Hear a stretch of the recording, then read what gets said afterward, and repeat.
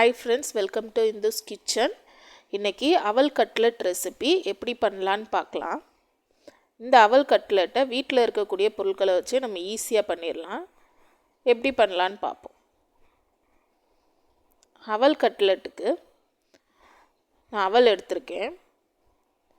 இந்த கப்பில் 2 கப் அவல் எடுத்து 5 மினிட்ஸ் ஊற வச்சு தண்ணியெலாம் வடிச்சிட்டு எடுத்திருக்கேன்.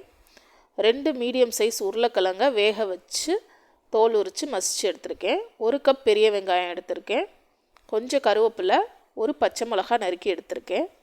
1 ஸ்பூன் காஷ்மீரி மிளகாத்தூள், 1 ஸ்பூன் சாட் மசாலா.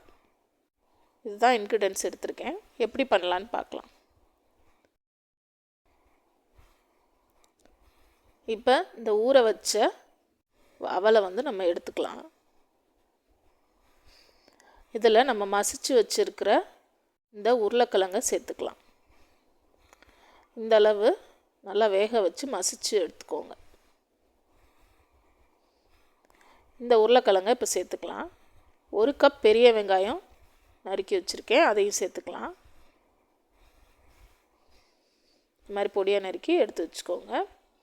கருவேப்பிலை, பச்சை மிளகாய் இதையும் சேர்த்துக்கலாம். 1 ஸ்பூன் சாட் மசாலா சேர்த்துக்கலாம். 1 ஸ்பூன் காஷ்மீரி மிளகாத்தூள் சேர்த்துக்கலாம். இதுக்கு தேவையான அளவு உப்பு சேர்த்துக்கலாம். இது எல்லாத்தையுமே சேர்த்தாச்சு.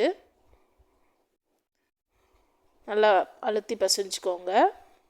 கொஞ்சம் கெட்டியாக இருந்தால் இந்த மாதிரி தண்ணியை லைட்டாக தெளித்து கொஞ்சமாக தெளித்து சேர்த்துக்கோங்க.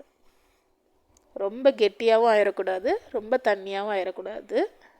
இந்த மாதிரி பிசைஞ்சு எடுத்துக்கோங்க.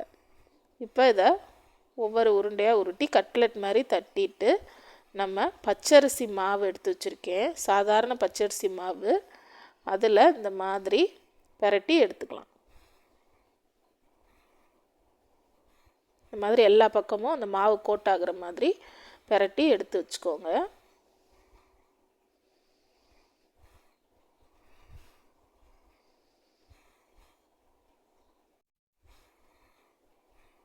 இது மாதிரி எல்லா கட்லெட்டையுமே நம்ம ரெடி பண்ணிக்கலாம்.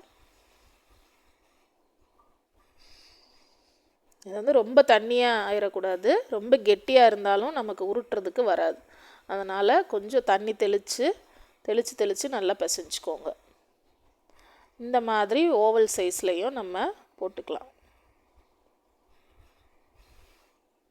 இந்த மாதிரி எல்லா கட்லெட்டையுமே இந்த மாதிரி ரெடி பண்ணி எடுத்து வச்சுக்கோங்க. இப்போ இதை ஷாலோ ஃப்ரை தான் பண்ண போகிறோம். இந்த மாதிரி ஒரு பேன் எடுத்து வச்சு அதில் ஆயில் ஊற்றிக்கோங்க. இப்போ ஒவ்வொரு கட்லெட்டாக அதில் போட்டு எடுத்துடலாம். நல்லா ஒரு பக்கம் நல்லா வேக விடுங்க.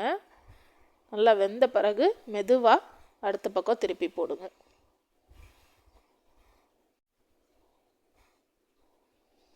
இதை நீங்கள் டீப் ஃப்ரையும் பண்ணலாம்.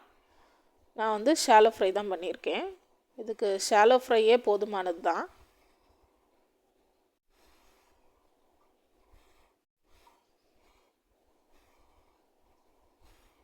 பாருங்கள், நல்லா வெந்துருச்சு எல்லாமே.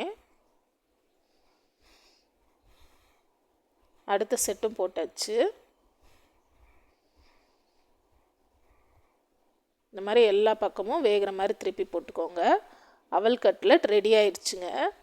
ரொம்ப ஈஸியான ஒரு டேஸ்டியான ரெசிபி. டேஸ்ட் அல்டிமேட்டாக இருக்கும். சாதாரணமாக நம்ம வீட்டில் இருக்கக்கூடிய பொருளை வச்சே நம்ம ஈஸியாக செஞ்சிடலாம். கண்டிப்பாக ட்ரை பண்ணி பாருங்கள். Thank you friends. தேங்க்ஸ் ஃபார் வாட்சிங். லைக் பண்ணுங்கள், ஷேர் பண்ணுங்கள், சப்ஸ்கிரைப் பண்ணுங்கள்.